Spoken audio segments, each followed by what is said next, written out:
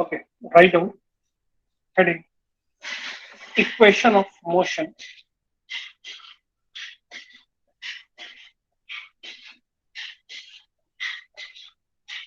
Equation of motion for a body. Equation of motion for a body in rotational motion. For a body in rotational motion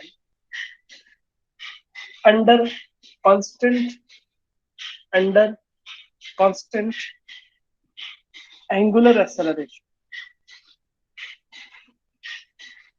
Under constant angular acceleration. एक जैसे आपका होता है v is equal to u plus a t, same अगर हम, ये तो linear motion के लिए है, और अगर एंगुलर मोशन की अगर हम बात करें तो omega equal to omega naught plus alpha T.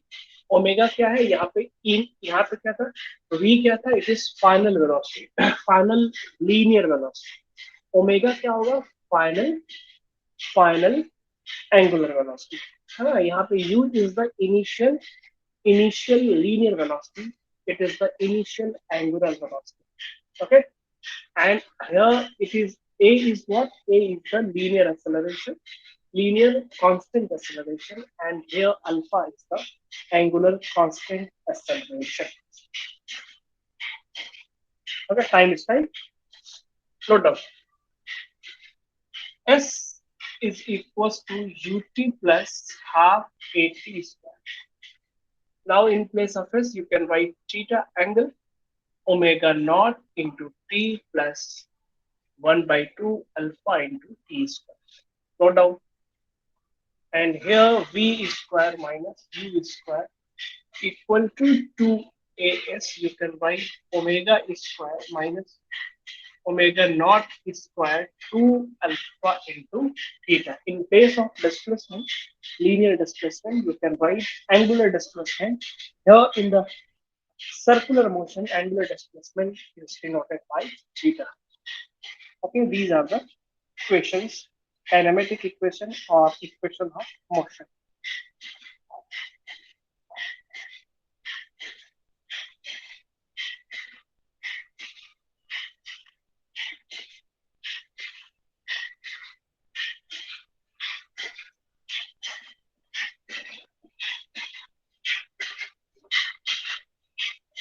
Okay, next heading, torque.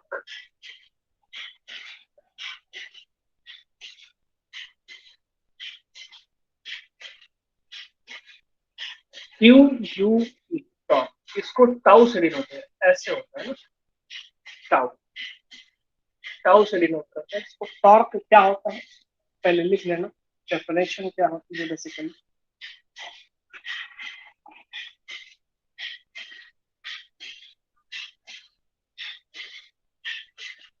It is the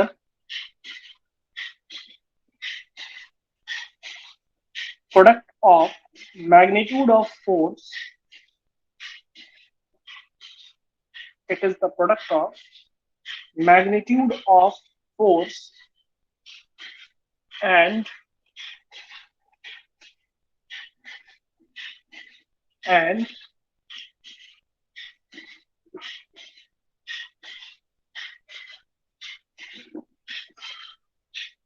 perpendicular distance between the line of action.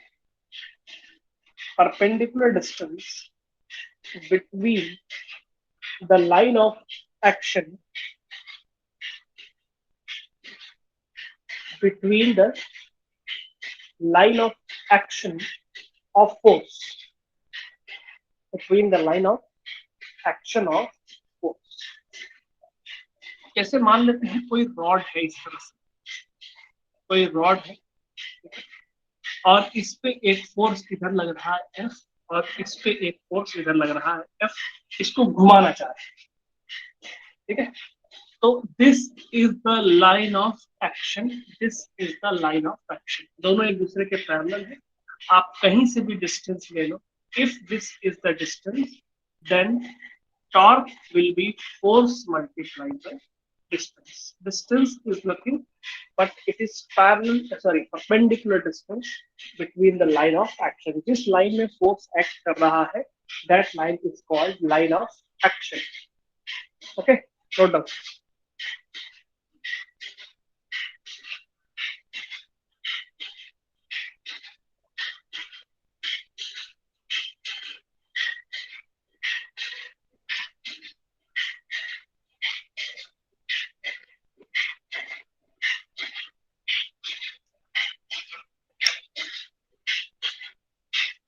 Next heading, work done by a torque.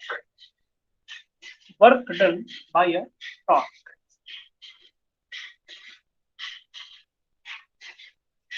Work done by a torque. ठीक है, देखो सबसे पहली बात कुछ चीजों को आप समझ लेना ध्यान से। जैसे मैं यहाँ पे पहले बताता हूँ, फिर वर्क डन की बात बताता हूँ।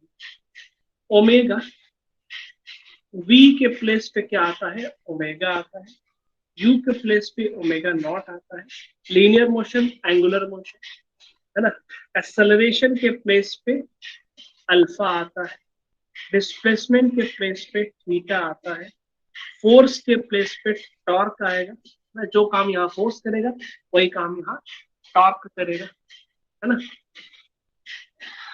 और भी चीजें हैं इसमें। जैसे अगर मैं उसकी बात करता हूँ, मास की बात करता हूँ, मास एक टर्म आता है मोमेंट ऑफ इनर्शिया। मास जो है वो मोमेंट ऑफ इनर्शिया के इक्विवेलेंट है ना। मोमेंट ऑफ इनर्शिया क्या होता है बताऊंगा। फोर्स, टॉर्क, डिस्प्लेसमेंट, थीटा, है ना। डिस्प्लेसमेंट को एक्स से भी डिनोट करते हैं ना, एक्स या एस दोनों चीजें होती है ना, तो याद रखना इसको। तो ये सब सारी चीजें कहीं साइड में लिखना है, ये इंपॉर्टेंट है। बस जैसे आपने लीनियर में पढ़ा हुआ है वैसे आपका एंगुलर में होगा। फैन अभी ऑन नहीं है, फैन ऑफ है, उसका इसकी angular velocity, initial angular velocity यानी ओमेगा नॉट 0 है ना। टाइम हमने कांस्टेंट एक्सेलरेशन दिया उसको, और एक पर्टिकुलर टाइम के बाद उसकी एंगुलर वेलोसिटी कितनी होगी यानी ओमेगा कितना होगा, that you can easily calculate, है ना, यूजिंग द काइनेमेटिक इक्वेशन। कुछ नहीं है, जो ज्यादा टेंशन वाली बात नहीं है, बस ध्यान रखना है कि लीनियर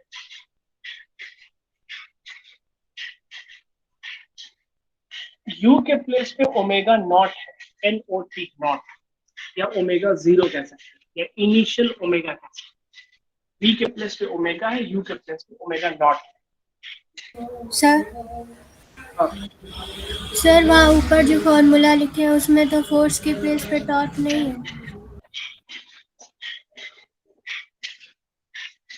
फोर्स और टॉर्क बराबर नहीं, लीनियर वेलोसिटी एंगुलर वेलोसिटी बराबर नहीं। मैं यहाँ बराबर इक्वल टू का निशान नहीं लगाया हो, इक्वल टू नहीं लगाया, क्या है, एरो बनाया। क्यों? कि जो काम यहाँ पे लीनियर मोशन में ये सब करेंगे वही काम यहाँ पे एंगुलर मोशन में ये सब। मैं आपके इजी, आपके कंसेप्ट इजी करने के लिए मैंने बनाया। जैसा कि मैंने आप अभी लिखा हुआ था, v is equal to u plus a. तो v के प्लेस पे आप ओमेगा लिखोगे, u के प्लेस पे ओमेगा नॉट लिखोगे, a के प्लेस पे अल्फा लिखोगे, ये फील, ठीक है ना। ऐसे ही दूसरी इक्वेशन और तीसरी इक्वेशन, मैं कहा इसके इक्विवेलेंट नॉट इक्वल है। तो यहाँ पे फोर्स और टॉर्क इक्वल नहीं है। अगर एक दूसरे में रिलेशन चाहिए हमको तो टॉर्क और फोर्स का ये रिलेशन, ठीक है। मैं कह रहा हूँ कि अगर हम बात करें वर्क डन की, जैसा कि आपने हेडिंग लिखा हुआ है work done by a torque. Work done by a torque क्या होता है? Sorry, work done by the force आपने पढ़ा हुआ है, फोर्स इनटू डिस्प्लेसमेंट, ये पढ़ा हुआ है, इंटीग्रेशन एफ डॉट डीएक्स। तो ऐसे ही वर्क डन अगर हमको रोटेशनल मोशन में कैलकुलेट करना है, work done by a torque, इसमें क्या था, work done by a force. Linear motion में क्या था, work done by a force, यानी किसी ऑब्जेक्ट को अगर हमको मोशन देना है, मोशन देना है तो हम उस पर फोर्स अप्लाई करें। इसी तरीके से जब किसी ऑब्जेक्ट को घुमाना है ना, घुमाना है यानी रोटेट करना है ना। अगर हमको रोटेट करना है तो हम क्या करेंगे, फोर्स नहीं बल्कि टॉर्क लगाएंगे। और माया, अगर हमको बॉटल का कैप खोलना है तो हम फोर्स नहीं लगाते, क्या लगाते हैं, टॉर्क लगाते है ना, क्योंकि उसको हम घुमाने की कोशिश करते हैं। और माया, तो जिस तरह से जो काम हमारा फोर्स करता है लीनियर मोशन में, ऑब्जेक्ट को लीनियर मोशन देने के लिए, ऑब्जेक्ट को लीनियर मोशन देने के लिए, वैसे ही हमारा यहाँ पे टॉर्क काम करता है उसको एंगुलर मोशन या रोटेशनल मोशन देने के लिए, है ना। तो इक्वेशन को क्या एक्सप्लेन करना है, इसमें क्या एक्सप्लेन करना है, इक्वेशन को क्या एक्सप्लेन करें। इक्वेशन में क्यों कुछ एक्सप्लेन नहीं करना, बस इतना ध्यान रखना है कि जो इक्वेशन लीनियर मोशन में आपने एक नहीं, मुझे लगता है कि सैकड़ों क्वेश्चन किए होंगे, है ना, हंड्रेड्स, मोर देन 100 क्वेश्चन किए होंगे। तो वैसे ही जैसे हमारा लीनियर मोशन में है वैसे हमारा एंगुलर मोशन में। मैं कह रहा हूँ work done by the torque, और ये कौन सा है, work done by the force, linear force. जब किसी ऑब्जेक्ट को लीनियर मोशन देना होता है तो फोर्स लगाते हैं, और जब किसी ऑब्जेक्ट को रोटेशनल मोशन देना होता है तो हम टॉर्क लगाते हैं, है ना। जैसे हमको अगर बॉटल के कैप को ओपन करना हो या क्लोज करना हो तो हम वहां पे फोर्स नहीं बल्कि टॉर्क लगाते हैं। रोटेशनल मोशन में ऑब्जेक्ट रोटेट करता है, लीनियर मोशन में ऑब्जेक्ट लीनियर मोशन में लाइन में मोशन करता है। आपने फोर्थ चैप्टर में पढ़ा हुआ ना रोटेशनल मोशन, सर्कुलर मोशन जिसको बोला गया, फोर्थ चैप्टर सर्कुलर मोशन, वैसे ही है, वही है। तो यहाँ पे फोर्स के प्लेस पे हम क्या लगाएंगे, टॉर्क, और डीएक्स के प्लेस पे क्या लगाएंगे, D, tau into D, integration tau into D, ये होता है work done by the torque. Note down, this is work done by the force and this is the work done by torque. जो काम यहाँ force करेगा वही काम यहाँ पे टॉर्क करेगा। यहाँ पे एफ था तो हमने उसके प्लेस पे टाउ लिख दिया, यहाँ पे dx यानी लीनियर डिस्प्लेसमेंट था तो यहाँ पे हमने क्या लिखा, एंगुलर डिस्प्लेसमेंट रखा, क्योंकि x या s के प्लेस पे हम थीटा रखें, तो यहाँ पे x के प्लेस पे हमने थीटा रखा। बहुत ज्यादा पैनिक होने की जरूरत नहीं है, हाँ ये कोई बहुत ज्यादा टफ क्वेश्चन नहीं है, इजी।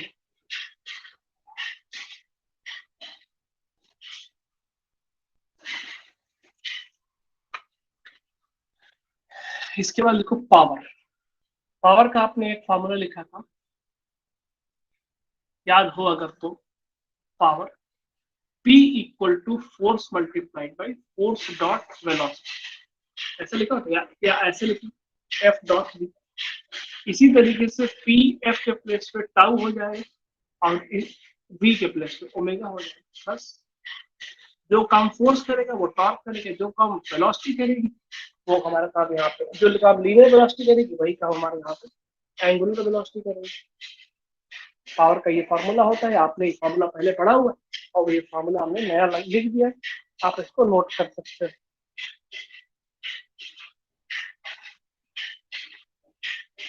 है ना। टॉर्क जो होता है, अभी हमने लिखा हुआ, अगर वेक्टर फॉर्म में लिखे तो R क्रॉस F होता है, vector form, tau equal to R cross F।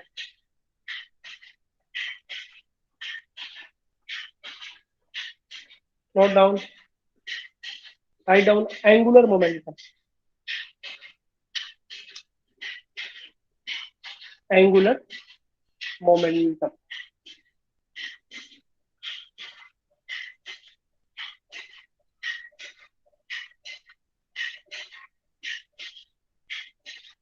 Angular momentum L से डिनोट करते हैं।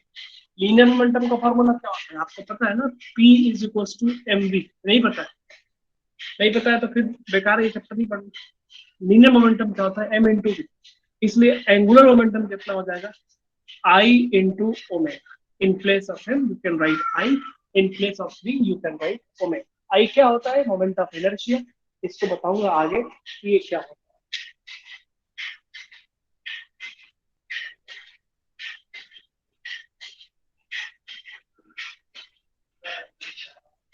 ठीक है, अगर इसको वेक्टर फॉर्म में लिखना चाहो तो R cross P linear momentum, R cross P angular momentum is equal to R cross linear momentum.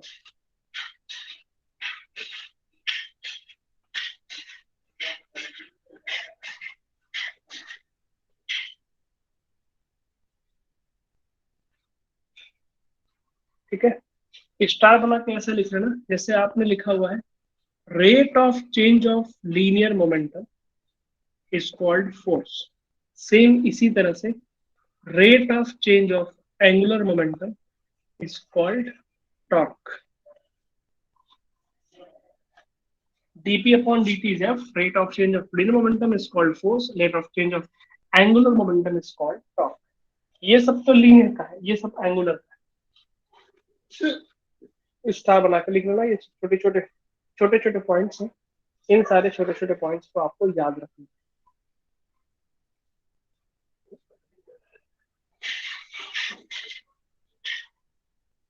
Okay,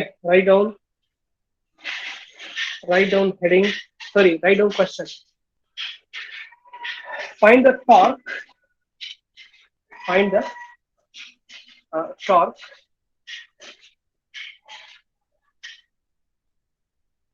find the torque of a force 7 I cap minus 3j cap plus 5k cap, 7I cap minus 3j cap minus 5 minus है, sorry plus नहीं है, ये minus 5k cap about the origin which acts on a particle, about the origin which acts on a particle whose position vector is I cap plus j cap minus k cap। ये f given है, ये r given है ना, तो आपको torque निकालना है, tau is equal to r cross f। You know very well how to take cross product. जल्दी बताओ आंसर कितना है।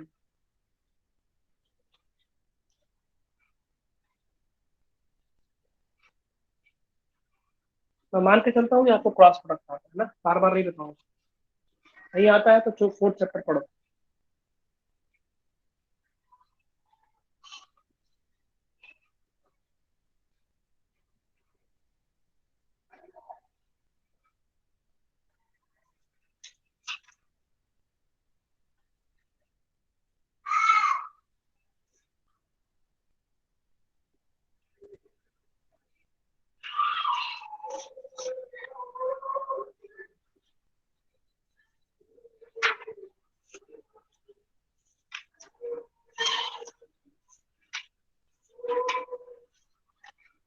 Ten 9 Newton, good, very good, very good.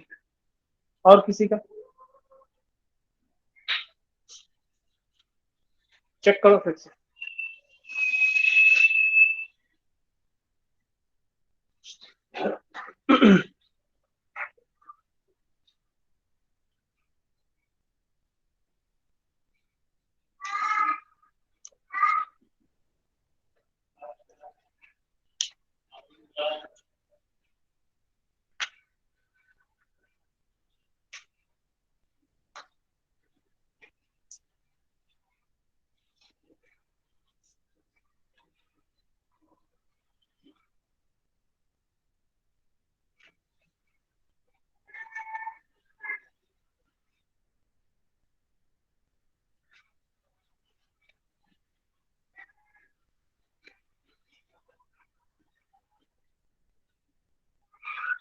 Nine आ रहा है, बाकी लोग बताएं, जल्दी करो यार, थोड़ा सा स्पीड बढ़ाओ, तुम लोग बहुत स्लो।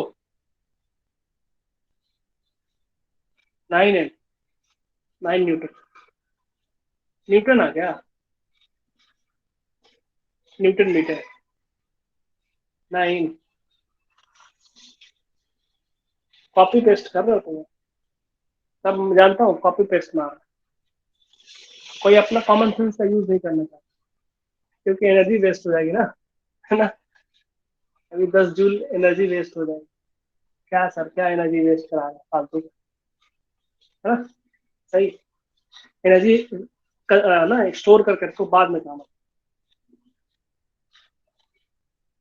एनर्जी बाद में काम, सारी एनर्जी बचा के रखो, सारी एनर्जी बाद में काम आएगी, जब पहुंचेंगे शमशान घाट पे ना, वहां काम आएगी। बचा के रखो, काम आएगी। एक ना एक दिन सबको पहुंचना ही है ना,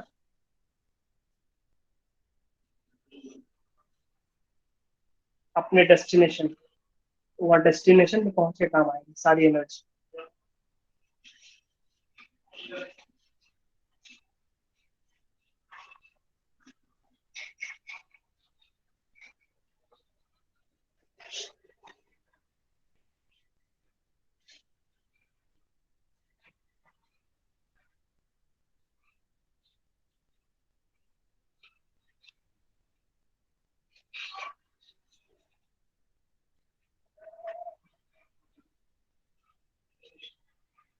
1 2 3 4 5 6 7 8, बस ओनली 8 स्टूडेंट ने रिप्लाई किया। बाकी एनर्जी अपनी स्टोर कर रहे हो, बाकी एनर्जी अपनी स्टोर कर रहे हो लोग। मिलते हैं ना 22 को, थोड़ा हो, सारा नोट्स रेडी होना चाहिए।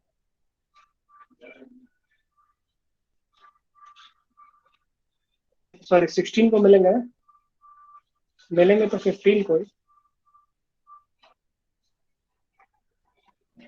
लेकिन 16 को हम एक्चुअल में मिलेंगे, ये बताएंगे, घबराओ नहीं। आने तो 16 को बहुत बेसब्री से इंतजार कर रहा हूँ। ओनली 8 स्टूडेंट, 9 स्टूडेंट ने रिप्लाई किया, बाकी एनर्जी सेव कर रहे हैं। ठीक।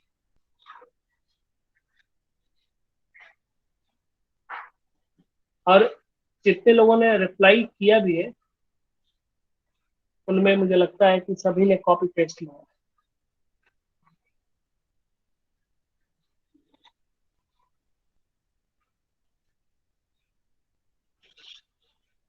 चलो, बताओ, यहाँ पे वैभव प्रताप,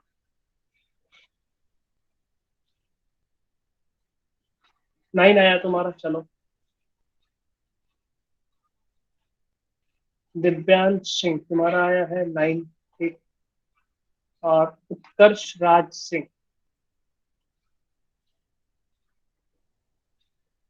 उत्कर्ष Raj Singh, unmute yourself. Yes sir. कितना है आंसर? सर अभी लगा रहा हूँ सर, आया नहीं है सर। आ जाएगा अभी, लगाओ लगाओ लगाओ लगाओ, 1 घंटा पूरा देता हूँ, आधा घंटा बचा होगा ना, पूरा नहीं आधा सर, घंटा देता हूँ। निकल नहीं रहा है। अब तो आता है क्रॉस प्रोडक्ट, ये यस सर, आता है। करो करो जल्दी करो। ये कौन है? सनाया राजपूत, बताओ आंसर की हो? नहीं।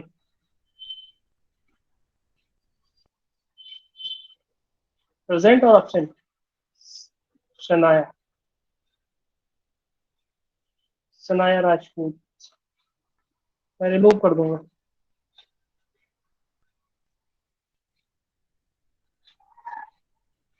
चलो हटाओ। आदित्य कुमार गुप्ता, प्रेजेंट और ऑप्शन?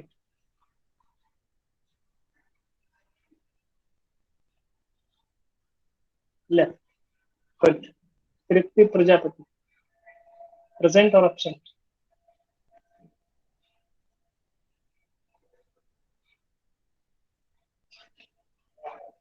Left, good. कुछ ऐसे स्टूडेंट है जिनको लास्ट में अटेंडेंस के बाद ना धक्का मार के बाहर निकालना पड़ता है। कुछ स्टूडेंट ऐसे हैं जिनको धक्का मार के बाहर निकालना पड़ता है, बोलो कि अपनी अटेंडेंस लिखो और जाओ, टाइम हो गया है, लेकिन पढ़े रहे, या तो अब्सेंट हो तो उनसे बोलो तो लगता है सुना ही नहीं है। वो धक्का मार कर, वो डेली क्या करते हैं, डेली धक्का मार कर निकालना पड़ता है। खैर, क्रॉस प्रोडक्ट तुम लोगों को नहीं आता, इतना बढ़िया से पढ़ाया, एक एक क्वेश्चन, कई क्वेश्चन करा दिए, तुम लोगों को क्रॉस प्रोडक्ट नहीं आता है ना। क्रॉस में ये वेक्टर प्रोडक्ट में आप लोगों ने 9 mm निकाला हुआ है, मतलब जहां मर्जी जो मर्जी वो कर दो, है ना। वेक्टर प्रोडक्ट में वेक्टर आना चाहिए, 9 इज ए स्केलर क्वांटिटी ना, एक स्केलर, एक नंबर, और आपने वेक्टर को अपने स्केलर बना दिया। 9 आ गया, 10 आ गया, 15 आ गया। एक स्टूडेंट ने लास्ट में दिया हुआ है आई कैप जे कैप, अरे वेक्टर है तो वेक्टर आएगा, आई के जे आएगा ना। इतनी देर में तो पीछे पलट के देख लेते, दोबारा आंसर आ गया, लेकिन एनर्जी वेस्ट हो जाएगी ना। लास्ट टाइम पे एनर्जी कहाँ से आएगी सर, सब सारी एनर्जी यही वेस्ट हो जाएगी, तो बाद में एनर्जी कहाँ से आएगी, है ना। सही बात।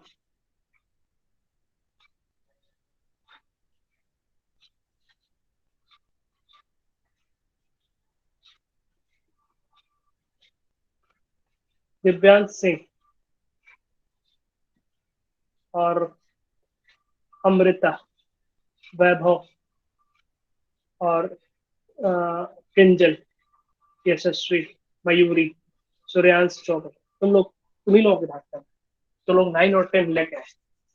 यार वेक्टर है ना ये, तुमने क्या कर दिया, तो मर्डर हो गया, पूरा फिजिक्स का मर्डर कर दिया तुम लोगों ने, बता। फिर से करो, क्रॉस प्रोडक्ट देखो, मैं आगे बढ़ूंगा ही नहीं जब तक मुझे सही आंसर नहीं बताऊंगा। एक स्टूडेंट बता देगा, मैं आगे चला जाऊंगा। ये आंसर जो आपने लिखा हुआ है अनामिका सिंह, ये आंसर सही नहीं है, एक बार और ट्राई करो।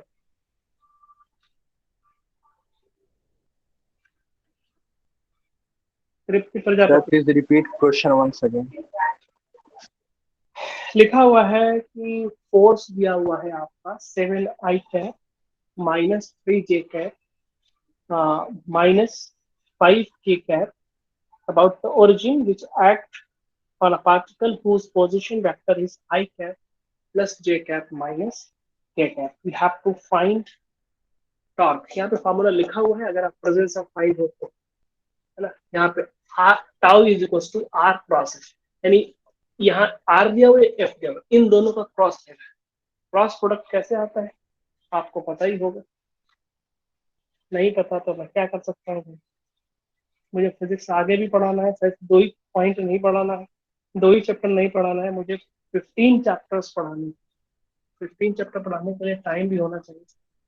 8 8 I cap -2 J cap, 8 I cap, नहीं गलत हो गया है, फिर से देख लो एक बार, दोनों आंसर गलत है आपका, फिर से करो, ट्राई वंस अगेन।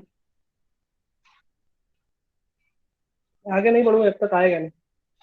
उत्कर्ष राज, मुझे लगता है सही कर दिया है, -8 I cap -2 J cap -10 K cap, very good. Try करोगे तो आएगा, है ना। एनर्जी स्टोर करके रखे रहोगे तो नहीं आएगा। बिल्कुल सही, राइट आंसर। यार ऐसा मत करो, घर वाले इतना पैसा देते हैं स्कूल में, टू आई, ये गलत है। जो उत्कर्ष राज सिंह, इसका आंसर सही है, -8 I cap -2 J cap and -10 K cap, this answer is correct.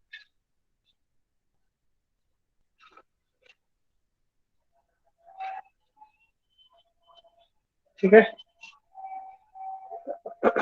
ऐसा मत करो, घर वाले इतना पैसा देते हैं तुम्हें, हम्म? कैसे काम चलेगा बताओ, नहीं पढ़ोगे तो कैसे काम चलेगा। मैं तो कह रहा हूँ मैं बताने के तैयार हूँ, लेकिन आप लोग पढ़ने को तैयार नहीं।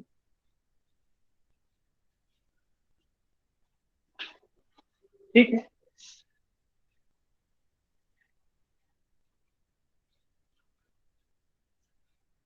अगर मैं पढ़ा रहा हूँ यहाँ पे, अगर आप मन से पढ़ोगे, ध्यान से पढ़ोगे, तो कहीं और पढ़ने की जरूरत ही नहीं। या आप पैसा दे ही रहे हो, फिर और कहीं और पैसा देने की क्या जरूरत।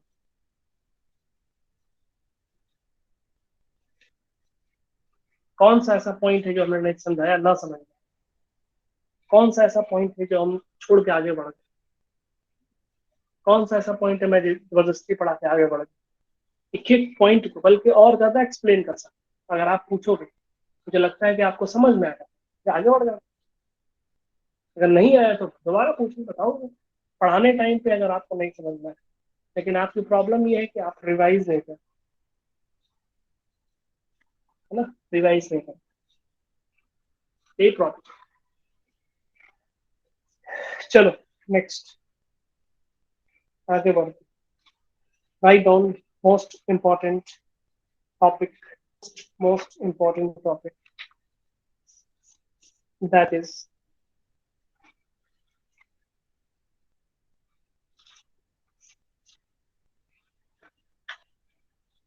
equilibrium, equilibrium of rigid bodies, equilibrium of rigid bodies।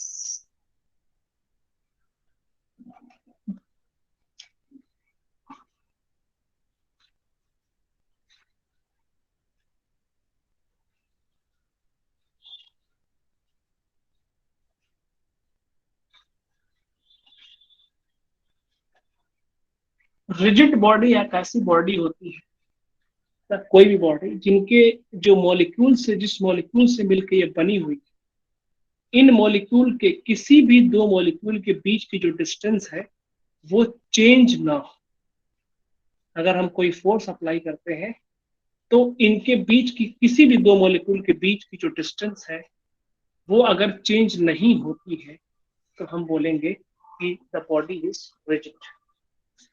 ठीक है, एक बॉडी है, उस बॉडी के किसी भी पॉइंट, किसी भी दो पॉइंट के बीच में जो रिलेटिव डिस्टेंस है अगर वो चेंज ना हो on the application of any external force, तो उस फोर्स के लिए वो बॉडी रिजिड होगी।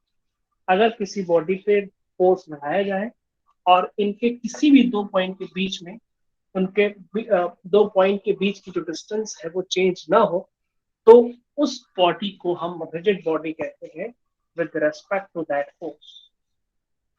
ठीक है, मतलब क्या हुआ, उसका शेप चेंज हुआ, सिंपल सी, है ना, उसका शेप चेंज हुआ। अगर हम फिजिक्स की लैंग्वेज में बोले तो किसी भी दो पॉइंट या दो दो पार्टिकल या दो पॉइंट के बीच में रिलेटिव मोशन ना हो, ठीक है, ऐसी बॉडी को हम रिजिड बॉडी कहते हैं। सिंपल लैंग्वेज में आप कह सकते हैं कि हार्ड बॉडी हो जिसमें कोई शेप का चेंजमेंट ना हो, तो ऐसी बॉडी को हम क्या बोलेंगे, रिजिड बॉडी। तुम्हारा पॉजिटिव आ रहा होगा क्योंकि आपने एफ क्रॉस आर लिया होगा, एफ क्रॉस आर लिया होगा ना, पता है मुझे, एफ ऊपर लिखा हुआ है और आर नीचे लिखा होगा, आर क्रॉस एफ करना है, आपने एफ क्रॉस आर कर दिया होगा, ऊपर वाला ऊपर लिखा होगा, नीचे वाला नीचे लिख दिया होगा, तो वो एफ क्रॉस आर होगा। तो ना गलती हुई होगी, आर का पहले आर का, जैसे आपने ये बनाया ना आई जे के कैप ना, यहाँ पे पहले ऊपर एफ लिखा हुआ फिर आर लिखा हुआ, तो आपने पहले ऊपर यहाँ एफ का लिख दिया फिर आर का लिख दिया, तो एफ क्रॉस आर हो। इतना तो प्रैक्टिस कर, मुझे तो लगता है कि आ गया होगा, लेकिन हम लोग ना मूड ऑफ कर देते हैं, रिविजन नहीं करते तो क्या होगा, सब भूल ही जाए। क्या पढ़ा रहा था, हाँ, इक्विलिब्रियम ऑफ रिजिड बॉडीज। तो लिखो इस,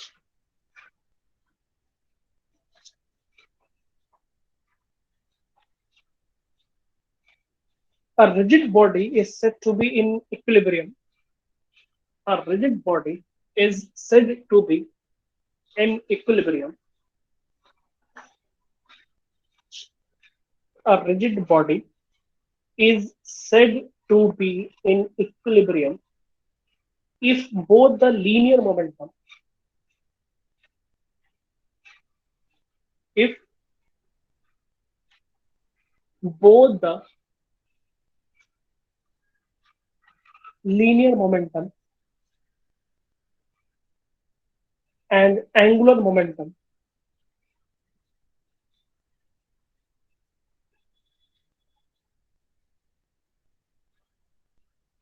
linear momentum and angular momentum of the rigid body remains constant.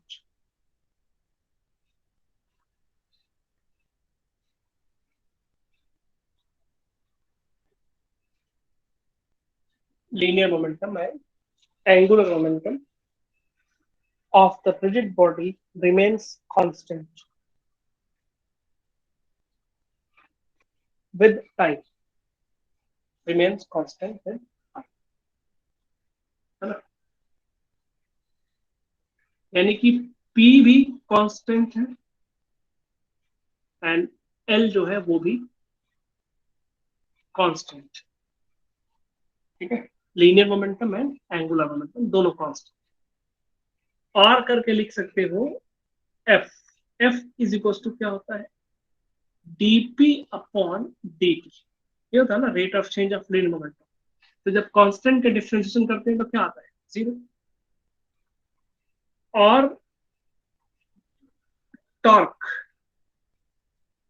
क्या होता है? Torque dl upon dt. ये भी कांस्टेंट है टाइम के रेस्पेक्ट में, तो ये भी 0 है. यानी एफ और टाउ ये दोनों क्या होंगे? 0 हो जाएंगे इक्विलिब्रियम के केस. ठीक है, तो यहाँ पे आप फाइनल लिख सकते हो क्या? F net equal to 0 and tau net equal to 0. ये हो जाएगा आपका इक्विलिब्रियम की कंडीशन. इसको लेंगे condition of equilibrium. Condition for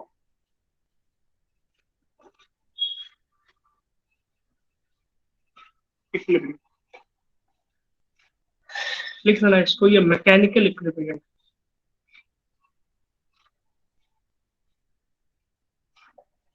mechanical equilibrium है ना. बहुत टाइप के इक्विलिब्रियम होते हैं. This is the mechanical equilibrium. बहुत टाइप के इसमें होते हैं, जैसा कि आप लोग केमिस्ट्री में पढ़े होंगे. केमिकल इक्विलिब्रियम पढ़ा कि नहीं पढ़ा है? Yes sir. क्या होता है? Rate of forward reaction is equal to rate of backward reaction. है ना.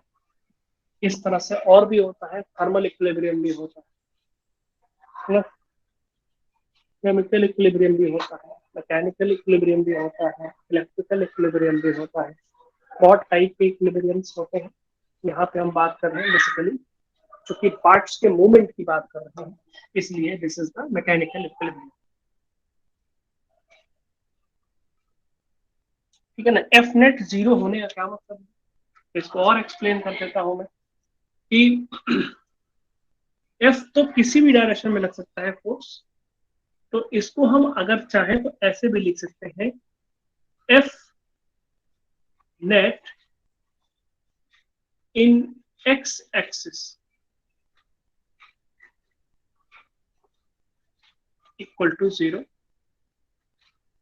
F net in y axis equal to 0. F net in z axis is also 0. F को हम ऐसे 3 फॉर्मेट में लिख सकते हैं. तो नेट जो हो जाएगा फोर्स वो ये हो जाएगा.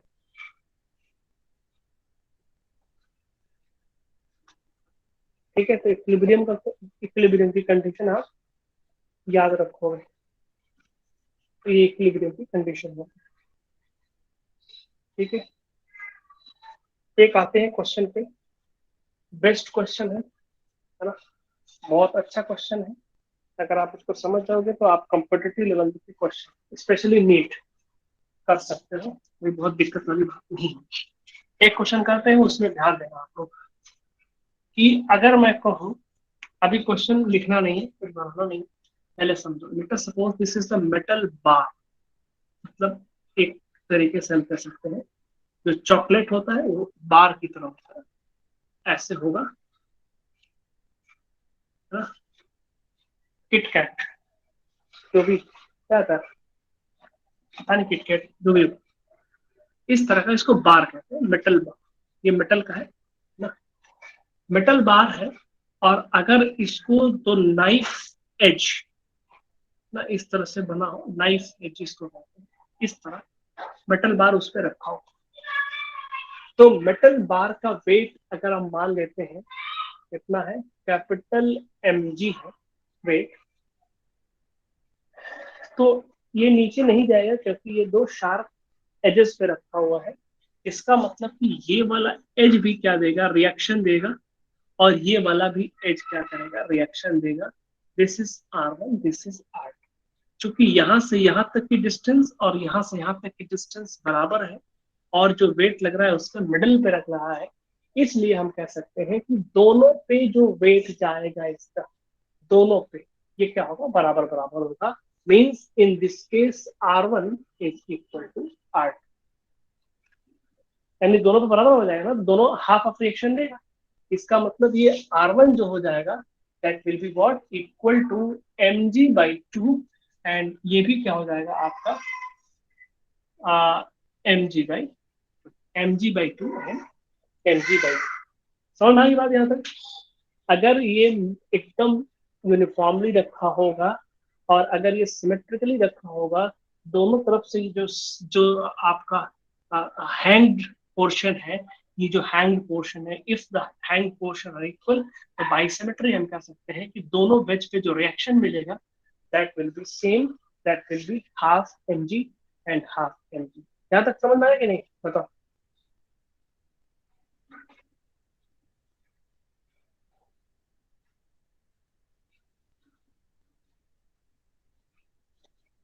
यस, ठीक। चलो, मैं अगर कह रहा हूं कि अगर इसी को, मेटल बार को अगर ऐसे कर दिया जाए, एक यहाँ पे रखा जाए और दूसरा वाला यहाँ रखा, ये ज्यादा है, ये ज्यादा है और ये कम, और इसका वेट तो मिडिल में ही लगेगा ना, मिडिल में ही लगेगा, सेंटर ऑफ मास पे। तो बताओ, अगर मैं कहूँ ये हमारा R2 है और ये हमारा R1, तो which one is greater, R1 और R2? किस पे वेट ज्यादा हो जाए? R2, R2 पे लोड ज्यादा होगा, R2 पे लोड ज्यादा होगा। Very good. R2 पे लोड ज्यादा होगा, R1 पे कम होगा, है ना? कितना कम हुआ कितना ज्यादा होगा, कितना कम हुआ कितना ज्यादा होगा, वो डिपेंड करता है क्वेश्चन कैसा है ना, उसकी पोजीशन कितनी। ओके, एनसीईआरटी आप ओपन करोगे, उसमें आपने लिखा हुआ है, एक एग्जांपल होगा आपका, फाइंड, सॉरी, क्वेश्चन होगा, वो क्वेश्चन है, a metal bar 70 centimetre long and 4 kg मास, a bar, a metal bar, लिखा हुआ एग्जांपल में, एग्जांपल नंबर बता दो मुझे, बाकी लोग भी ढूंढ लेंगे। 7.8। 7.8 सेकंड, अ metal bar 70 centimetre long. Question पढ़ो, आप लोग क्वेश्चन पढ़ो।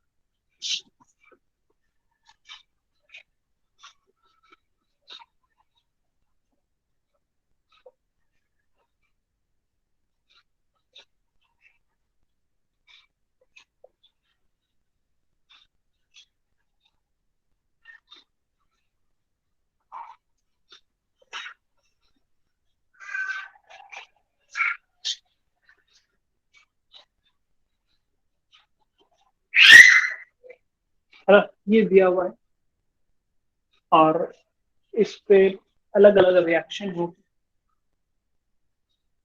This is R1 and this is R2। यहाँ पे एक लोड रखा हुआ है, इसको वेट कहा गया है ना। सबकी पोजीशन भी गिवन होगी, लिखा हुआ है मतलब 70 सेंटीमीटर। ये जो पूरी लेंथ है 70 सेंटीमीटर।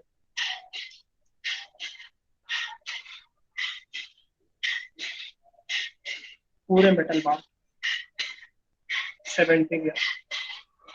और ये दिया हुआ है इसका जो मास है 4 kg, यानी कैपिटल M जो दिया हुआ है 4 kg। ठीक है, knife is 10 centimetre from each and. ये 10 सेंटीमीटर और यहाँ से आपका भी 10 सेंटीमीटर, है ना। फिगर बनाओ फटाफट। A 6 kg weight is suspended at 30 centimeter from one end। ये पूरा 70 है तो ये कितना हो जाएगा 35। इधर से कितना दिया हुआ ये 30 सेंटीमीटर। यहाँ मिडिल से इसका 35 है ना, ये मिडिल से इसका 35 होगा, ध्यान रखना। 35 35/2 करेंगे तो पूरा 70 है। फिगर बनाओ जल्दी जल्दी। 30 centimeter from one end, find the reactions at the knife edges, assume bar to be uniform cross section and homogeneous। G equal to 9.8। G equal to 9.8 दिया हुआ है, लेकिन मैं 10 मानूंगा, थोड़ा सा इजी कैलकुलेशन होगा। मीटर पर सेकेंड स्क्वायर। जल्दी बनाओ।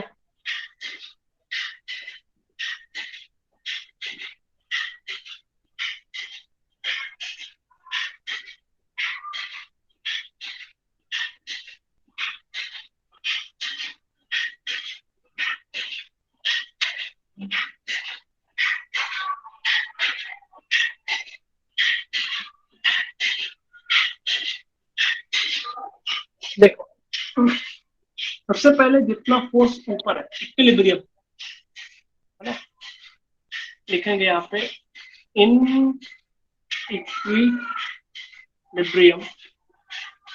इन इक्विलिब्रियम, अगर इक्विलिब्रियम की बात करें, इन इक्विलिब्रियम अगर इक्विलिब्रियम की बात करते हैं तो ये आपका हो जाएगा net force F net on x axis equal to 0, है ना। एफ नेट एक्स एक्सिस, तो एक्स एक्सिस में ना तो कोई इधर फोर्स है ना तो कोई इधर फोर्स। लिखेंगे एफ नेट वाई एक्सिस पे, वाई एक्सिस अगर वर्टिकल वाली मान लें तो इक्वल टू 0। ऊपर जो फोर्स है वो पॉजिटिव, नीचे फोर्स है वो नेगेटिव। ऊपर कौन कौन सा फोर्स है R1 और R2, तो R1 plus R1 plus R2। नीचे की तरफ कौन है, वेट है और mg, तो माइनस W और माइनस mg इक्वल टू 0। यानी R1 plus R2 is equal to W plus mg। Equation number 1 मान लो। नेट फोर्स 0 हमने कर दिया। अब यहाँ पे हमको नेट टॉर्क 0 करना है। नेट टॉर्क 0,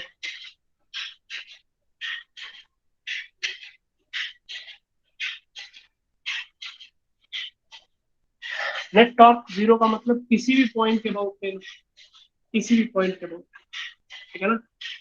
लिखो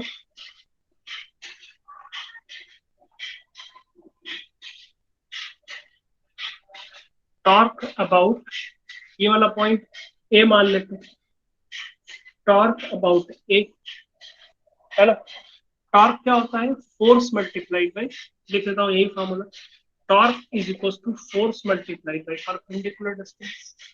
देख लो यहाँ पे, पहले देख लो फिर नोट कर लेना इक्वेशन। पहले देखो ध्यान से, torque equal to force multiplied by displacement, ठीक है। फोर्स, अच्छा टॉर्क इसके अबाउट लिया जाए तो ये फोर्स है 1, ये भी फोर्स है, ये भी फोर्स है और ये भी फोर्स है। तो इस वाले फोर्स को अगर देखा जाए तो यहाँ से कितनी डिस्टेंस है, फोर्स कितना है R2, रिएक्शन भी फोर्स के बराबर होता है ना। फोर्स और इनके बीच की डिस्टेंस, यहाँ से यहाँ तक की डिस्टेंस कितनी रहेगी, दोनों वेज के बीच की डिस्टेंस कितनी होगी ना, दोनों इसके अबाउट ये घूम रहा है, इसके अबाउट फोर्स इधर लग रहा है, तो यहाँ से इसकी डिस्टेंस परपेंडिकुलर डिस्टेंस कितनी हो जाएगी, परपेंडिकुलर डिस्टेंस कितनी हो जाएगी बताओ, पूरा 70 है और ये 10 है और ये 10 है, 70 माइनस 20 अगर कर देते हैं कितना आता है, 50 आता है, 50 आता है, ठीक है। फिर उसके बाद इसकी बात करते हैं, देखो इस पॉइंट के अबाउट रॉड को अगर घुमाना चाहूँ मैं, इस पॉइंट के अबाउट, है ना, ये वाला क्या कर रहा है, ऊपर की तरफ घुमाना चाहता है, यानी एंटी क्लॉकवाइज ले जाता है, और ये mg क्या कर रहा है, इसको नीचे की तरफ लेके आना चाहता है, यानी क्लॉकवाइज घुमाना चाहता है ना। तो क्लॉक, अच्छा एंटी क्लॉकवाइज को हमने पॉजिटिव माना, तो क्लॉकवाइज ये mg क्या है, क्लॉकवाइज है तो नेगेटिव हो जाएगा, mg ये भी फोर्स है, इसकी डिस्टेंस यहाँ से यहाँ तक कितनी हो जाएगी, यहाँ से यहाँ तक कितना है 35, और यहाँ पर 10 माइनस कर लेंगे तो कितना होगा 25। फिर उसके बाद W है, W भी कितना होगा माइनस, क्योंकि ये भी एंटी क्लॉकवाइज घुमाना चाहता है, ठीक है। W की जो डिस्टेंस होगी कितनी हो जाएगी, ये पूरा 35 है और ये 5 है ना, तो ये कितना बचेगा 20, है ना, तो ये हो जाएगा आपका 20। और इस वाले फोर्स की बात करेंगे तो R1 मल्टीप्लाई बाई 0, क्योंकि इस R1, ये R1 जो है वो उसी पॉइंट से पास हो रहा है, R1 इंटू 0 इक्वल टू 0, तो नेट टॉर्क भी हमारा 0 है ना, यहाँ पे लिख लेना tau net equal to 0।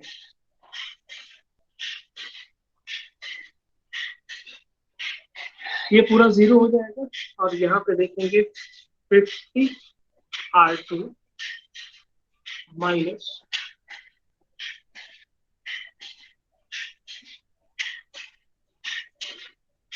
25 mg minus 20 W equal to 0। mg की वैल्यू दी गई है 50 R2 minus 25 multiplied by mg, m capital F दिया हुआ है 4 multiplied by 10 minus 20 multiplied by W, weight कितना दिया हुआ था, एक्स्ट्रा वेट 6 kg था, तो 6 multiplied by 10 equal to 0, 1 0 1 0 1 0, 5 R2 minus 100 minus 120 equal to 0.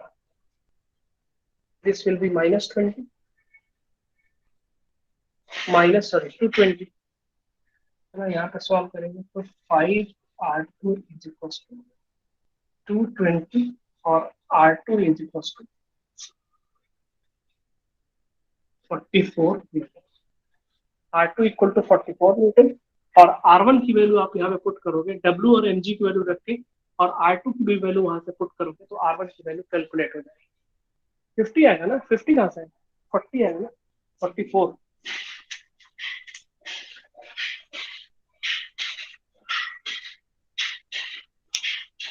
The value of R2 is 44.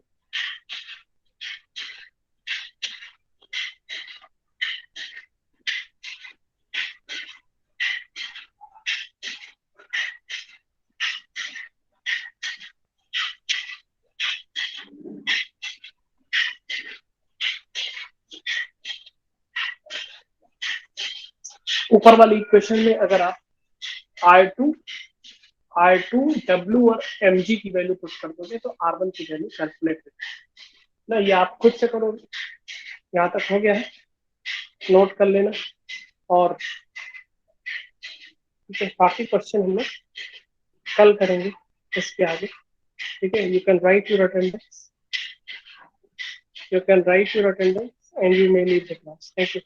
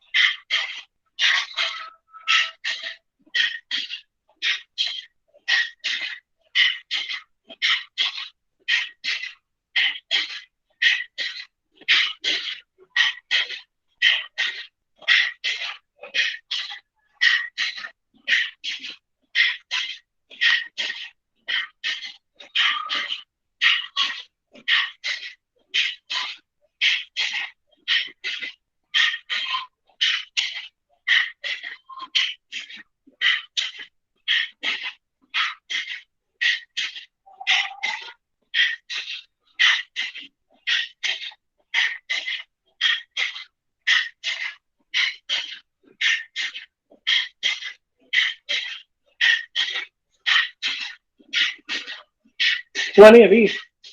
Sir हाँ बताओ। सर हम नोट्स खुद से बना रहे हैं, तो आप जितना पढ़ाए उतना तक नहीं कंप्लीट है। नोट्स मगर उसमें क्या आपका बना? रफ मगर आपके नोट्स का रफ रखे हैं। रफ ही ठीक है, नोट्स लिखा हुआ है, जो मैं पढ़ाता हूँ आप लिख रहे हो ना। हाँ, रफली आपके नोट्स हैं, बाकी फेयर पे मैं अपने नोट्स बना। अरे रफ और फेयर मैं स्टार्टिंग में बताया था, 11th 12th में रफ फेयर नहीं होता भाई, एक नोट्स होता है वही रफ है वही फेयर। इतना टाइम नहीं होता, जितना टाइम आप रफ से फेयर और फेयर से रफ करोगे तो उतने टाइम में आप 10-20 न्यूमेरिकल लगा ना। इसलिए जैसे 10th क्लास में आप 9th क्लास में आप पहले रफ फिर फेयर कर, वो सब काम बंद कर दो, सब काम नहीं होना चाहिए। एक ही पे कट हो गया कोई बात नहीं, कट करके आगे बढ़ो। इतना टाइम नहीं होता है कि हम रफ बनाए फिर फेयर बनाए, रफ ही लेके आना, रफ ही दिखा देना।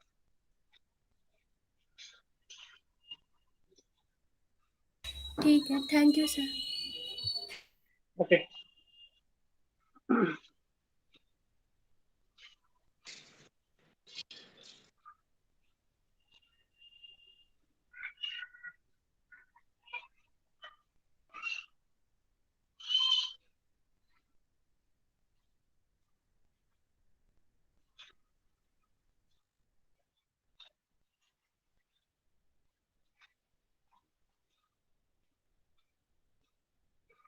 हुआ नहीं अभी? सूरज, तृप्ति, प्रद्युम्न, सूरज सिंह, तृप्ति प्रजापति,